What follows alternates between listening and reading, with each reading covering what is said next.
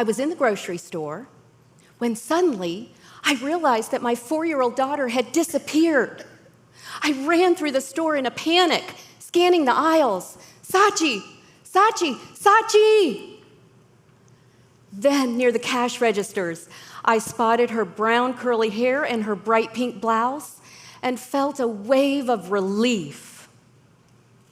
Relief that quickly turned to utter mortification. My daughter had her hands in a stranger's pockets, and she had a smile on her face. I'm the mother of an autistic child. We've had countless moments like this, where her behavior is way outside of social norms. I'm also a psychiatric physician, deeply rooted in the world of science and medicine. Autism is often defined as a set of symptoms: difficulty with social interactions and communication, repetitive behaviors, sensory issues, and other challenges. Standard treatments include therapies like speech and occupational therapy, social skills training, and sometimes medication. And while these treatments can be helpful, they're limited. I've discovered that there's a deeper dimension to autism than the symptoms, diagnosis, and treatment. When my daughter was diagnosed in 2009 at 16 months of age, applied behavioral analysis, or ABA therapy, was the only scientifically proven therapy to help autistic kids behave more normally. ABA has evolved since then, but at that time, I was sickened by what seemed to me like dog training techniques, using rewards and punishments and clicker counters to shape my daughter's behavior. It broke my heart, but as a physician who was wholeheartedly devoted to the scientific approach, I thought I didn't have a choice. Autism is often described as a lack of connection. But as I immersed my daughter in therapies, I saw the opposite. Her symptoms weren't a sign of disconnection. They were often a reflection of a deep connection and a profound openness. One of the symptoms of autism is lack of eye contact.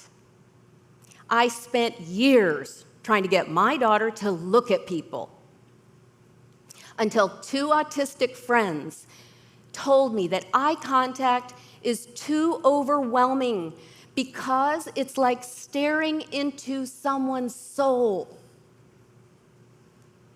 They don't have the walls and defenses to separate them from other people that the rest of us have. And so when they don't look at you, paradoxically, it's because they are so deeply connected. Another symptom of autism that's often a reflection of a deep connection is meltdowns, or clinically, what we might call behavioral issues. Many autistic individuals are exquisitely sensitive to sensory input, like lights or sounds or other people's emotions or energy. They are absorbing much more than the rest of us are, and it can be overwhelming, sometimes resulting in a meltdown. Throughout this time, periodically, it was as if the veil would part, and I would get glimpses that there was a reality beyond what my rational mind could understand. Sachi wasn't just sensitive. She seemed porous, as if there wasn't any separation between her and her environment or her and other people. She would feel other people's emotions and express them as if they were her own. and she would speak my unspoken thoughts out loud. I spent a long time trying to convince myself that she wasn't speaking my thoughts. One morning, as we quietly ate breakfast, I had the thought, I could surprise her with a bicycle for her birthday. The moment I had the thought, Sachi said, casually, surprise her with the bicycle for her birthday. We hadn't spoken about her birthday. She didn't even know it was coming up. And she hadn't asked me for a bicycle. But there it was. She spoke my thoughts so often that eventually I couldn't deny that it was happening. And she would know about things that she couldn't have learned through our ordinary ways of learning information. One day, during a game of Uno, she said, Grandpa's here. Grandpa wasn't here, and he lived 3.5 hours away. 20 minutes later, we heard a knock on our door. When we opened the door, there was my dad surprising us with a visit. He was just as astounded as I was when I told him about Sachi's proclamation. Now, I know this may all sound far out to you. It's far out to me, too. I don't know how Sachi knew that Grandpa was coming for a visit, or how she knew so many other things. But these experiences of autistic individuals being deeply connected in ways that many of us are not are being reported more and more. During this time, my unquestioned faith in logic and science as the only reality started to unravel. My experiences with my daughter just didn't fit into the scientific paradigm.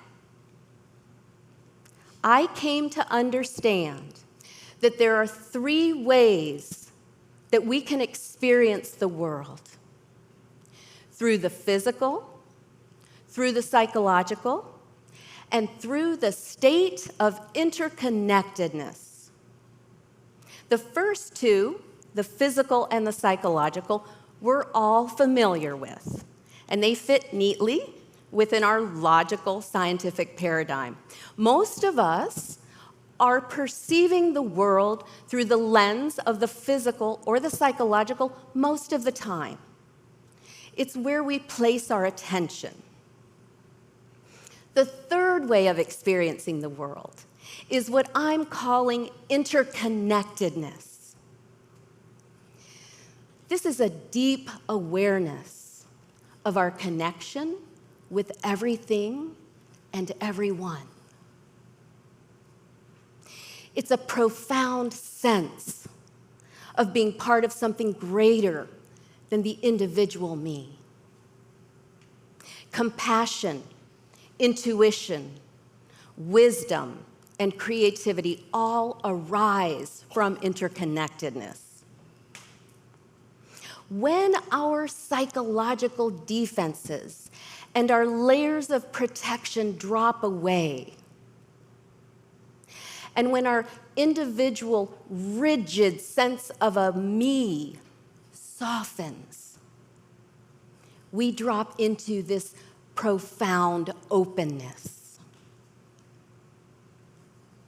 Many of you have experienced moments of this oneness.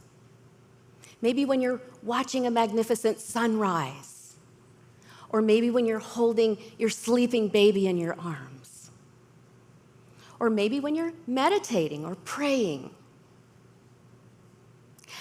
As we move from the physical into the psychological and into interconnectedness, we are moving into increasingly subtle, open, porous ways of experiencing the world. And there aren't rigid boundaries between them, they're confluent. In my experience with my daughter, with my autistic patients, and with my autistic friends, many of them are residing in interconnectedness. They don't have the protective layers that the rest of us have. We recognize this open state in infants, their purity, their innocence, their lack of defenses, their trust, and their love. This is actually our natural state. But as we develop an individual sense of a me, we create psychological defenses and layers of protection in order to navigate this sometimes very harsh world.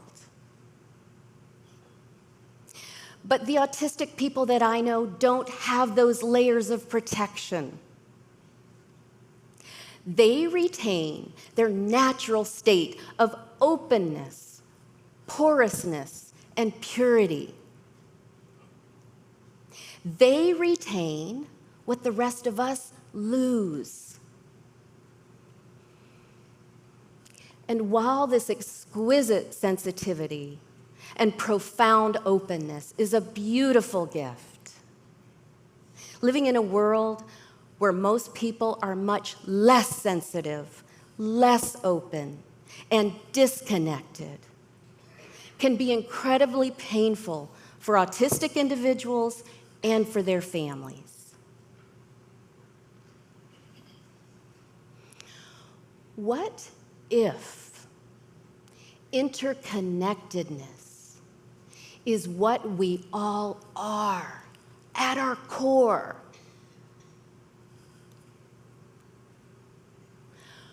What if this profound openness is our true nature?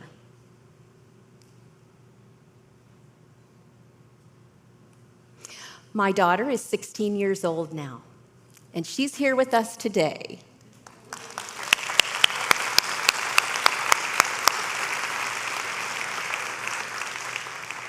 You might want to guard your pockets on your way out the door. Just kidding. Sachi still absolutely loves pockets, but she no longer puts her hands in strangers' pockets. And I'm no longer trying to teach her to be normal. Thank goodness. In fact, I love her uniquenesses and quirks.